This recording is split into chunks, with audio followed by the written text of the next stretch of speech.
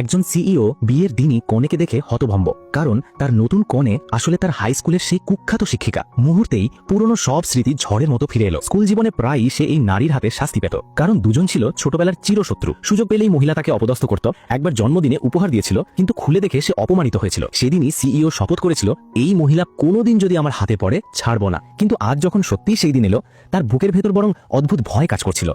আসলে এই বিয়েটা হওয়ার কথা ছিল মহিলার ছোট বোন আর সিইওর ভাতিজার মধ্যে, কিন্তু দুজনই বিয়ের ভয়ে পালিয়ে যায়।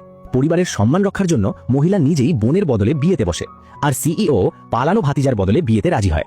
চিরশত্রু দুই মানুষ এভাবেই হঠাৎ স্বামী স্ত্রী।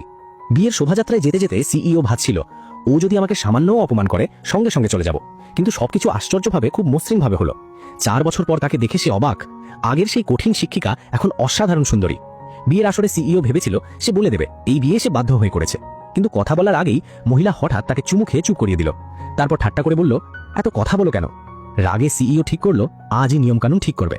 সে বলল, তুমি এখন আর আমার শিক্ষিকা নও, আমাকে মারলে পুলিশে অভিযোগ করব, গার্হস্থ্য সহিংসতার মামলা দেব।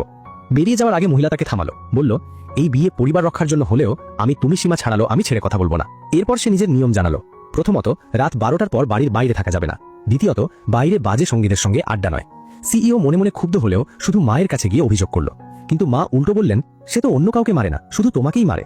শোনোনি, মারে সেই যে ভালোবাসে, ভালোবাসা চরমে উঠলে লাথিও খেতে হয়। সরল মনে সিইও মায়ের কথা বিশ্বাস করলো। সেই রাতেই সে ইচ্ছে করে বন্ধুদের নিয়ে বারে গেল। বন্ধুরা বলল, বিয়ের পর এটাই প্রথম বের হওয়া, তাই না? তোমার বউ তো বেশ করা। সিইও গর্ব করে বলল, আমি ইচ্ছে করেই ওকে দূরে রাখবো, যাতে ও আমার স্নেহ না পেয়ে কষ্ট পায়। ঠিক তখনই স্ত্রীর ফোন এলো। বন্ধুরা বলল, এবার তো বাড়ি যেতেই হবে। সিইও দম্ভ করে ফোনে বলল, আমি বাইরে মজা করছি, তুমি যা খুশি করো। বন্ধুরা হাততালি দিল। সে গর্ব করে বলল, বউকে কখনো বেশি গুরুত্ব দেওয়া যায় না। কিন্তু ঠিক তখনই দরজা খুলে তার স্ত্রী ভিতরে ঢুকে পড়ল। ভয়ে সিইওর প্রায় মুখ থেকে বেরিয়ে যাচ্ছিল।